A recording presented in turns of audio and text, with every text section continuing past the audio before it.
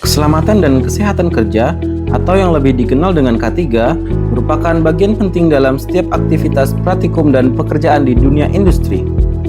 Di program studi D3 Perawatan dan Perbaikan Mesin, penerapan K3 menjadi poin penting untuk menciptakan lingkungan belajar yang aman, nyaman, dan produktif.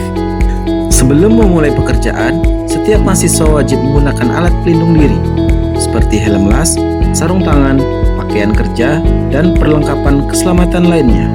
Selain menggunakan APD, mahasiswa juga dibekali pemahaman mengenai prosedur kerja yang benar, pengenalan risiko, serta langkah-langkah pencegahan kecelakaan kerja. Sebelum memulai praktikum, setiap mahasiswa wajib menggunakan APD lengkap, yaitu apron atau sarung lengan, sarung tangan, celemek, pelindung wajah atau kaplas, serta sepatu keselamatan.